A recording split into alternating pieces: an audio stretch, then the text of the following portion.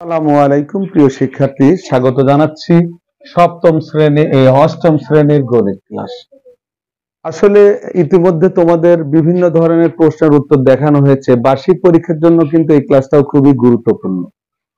তোমাদের পরীক্ষার প্রশ্ন কাঠামো হচ্ছে 15টা নৈবত্তিক আসবে আর 10টা এক কথায় প্রকাশ আসবে। সেই এক কথায় প্রকাশ প্রশ্নগুলি কি ধরনের হবে আর কিভাবে উত্তর করবা, এই বিষয়ে আমি এই বৃত্তের খুঁটিনাটির গুরুত্বপূর্ণ অংশগুলো নিয়ে আলোচনা করতেছি। তাহলে এখানে দেখো যে আমাদের এই একটা প্রশ্ন আছে, এখান থেকেই শুরু করি। বৃত্তের কেন্দ্র কয়টি? বৃত্তের কেন্দ্র কয়টি, এটা দিয়ে শুরু করতেছে, দাগ দিয়ে নিলাম। আসলে প্রকৃতপক্ষে একটা বৃত্তের কেন্দ্র একটাই। একটা বৃত্তের কেন্দ্র একটাই, ঠিক আছে। তো আমরা এখানে যখন এমন প্রশ্ন থাকবে আমরা লিখবো, হয়তো 1 নম্বর দেওয়া থাকবে, 1 নম্বর দিয়ে একটি লিখে দেব, একটি লিখে দিলাম, এই আমার প্রশ্নের উত্তর হয়ে গেল। মানে এক কথায় প্রকাশ বলতে এখানে 1 মার্ক, উত্তরগুলা এভাবেই হবে। তারপরে আমরা এই 2 নম্বর দেখি, এ পাশ থেকে শুরু করেছি আজকে আমি। তো এখানে একটা চিত্র দেওয়া আছে, এটা হচ্ছে একটা বৃত্ত সম্পর্কে কিছু কথা এখানে আমি আগে বলে নিই। যে এই যে একটা বৃত্ত, তো এটা হচ্ছে কেন্দ্র। আমরা বৃত্ত আঁকি, এই কেন্দ্রকে কেন্দ্র করি, এই বিন্দুকে কেন্দ্র করি, এই মাঝের এই বিন্দুটাকে কেন্দ্র বলা হচ্ছে। আর এই এই প্রত্যেকটা এই দাগগুলি হচ্ছে এক একটা জ্যা, যে কোনো দুই বিন্দুর সংযোগ রেখে হচ্ছে জ্যা। তাহলে এটাও কিন্তু একটা জ্যা, কিন্তু কেন্দ্রের উপর দিয়ে গেলে সেই জ্যাটা হচ্ছে ব্যাস।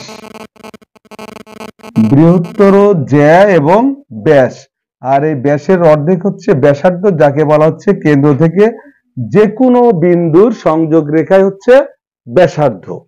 তো আমি এই ধারণা দিচ্ছি। আবার এই বিন্দু থেকে ঘুরে এসে এই বিন্দুতে যোগ হলো এই বৃত্তের আবৃত্ত যে পুরা রেখাংশটা, এটা হচ্ছে বৃত্তের পরিধি, ঠিক আছে। তো এই ধারণা নিয়ে এখন আমরা দেখি যে তাহলে পি কে একটা জ্যা বলেছে, চিত্রে পি কিউ অংশটিকে কি বলে। এই যে পি কিউ অংশ, এখানে 2 রকম কথা বলতেছি। এই পি থেকে কিউ এই অংশটা জ্যা, তো আমাদের অ্যান্সার হয়ে যাবে জ্যা, এটা কিন্তু লিখে দিতে হবে। আবার যদি, আচ্ছা সেই জায়গায় পরে যাই, এখানে যদি এমন দিয়ে দিল P R Q, P R Q কে কি বলে, তখন কিন্তু এই রেখাংশটা হবে না। একটা বুঝাইতে গিয়ে আর একটা বোঝাচ্ছি, এটা অষ্টম শ্রেণীর তো বটেই, এসএসসি পরীক্ষা যারা দিবে তাদের জন্য খুবই ইম্পর্টেন্ট। এগুলি হচ্ছে নৈবত্তিকে আসে, ঠিক আছে। তো এটা হচ্ছে পি কিউ কিন্তু জ্যা, আর যদি বলা হয় পি আর কিউ, অর্থাৎ এই যে এখান থেকে এই পর্যন্ত পরিধির যে একটা অংশ, সেই দূরত্ব, সেটা হচ্ছে পি আর কিউ। এই পি আর কিউ কে বলা হচ্ছে, পি আর কিউ কে বলা হবে চাপ। এটা হচ্ছে চাপ, বোঝা গেছে। তাহলে আমরা 2 এর আর একটা উত্তর আর একভাবে কি বললাম, ওইটা হবে চাপ। চাপ তাহলে বুঝেছো, এখান থেকে এসে এইটুকু দৈর্ঘ্য চাপ, এটা হচ্ছে ছোট উপচাপ, আর এটা হচ্ছে বড়, এটা হচ্ছে অধিচাপ, ঠিক আছে।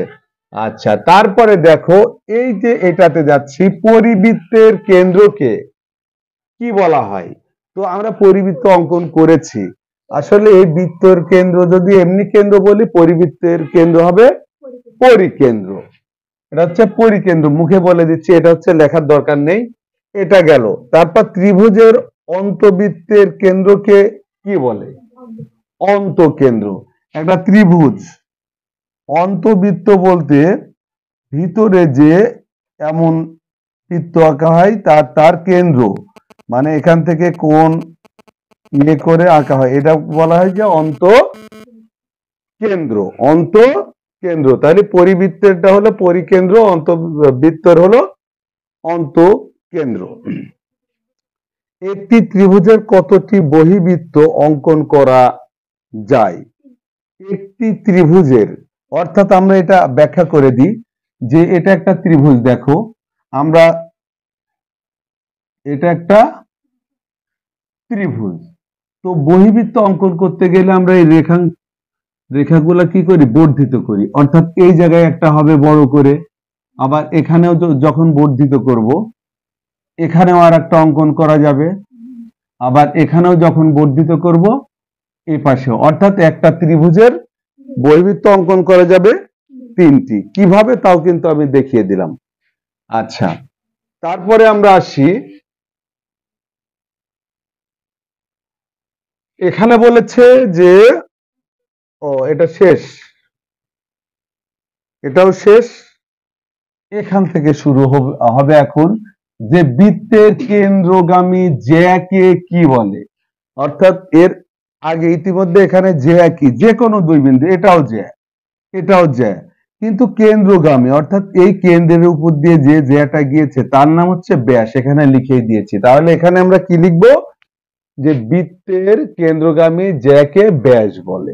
এইভাবে সুন্দর করে লিখলেও 1 মার্ক, আর শুধু যদি তুমি ব্যাস লিখে দাও তাও 1 মার্ক। তবে সুন্দর করে টাইম থাকলে সুন্দর করে লেখাই ভালো।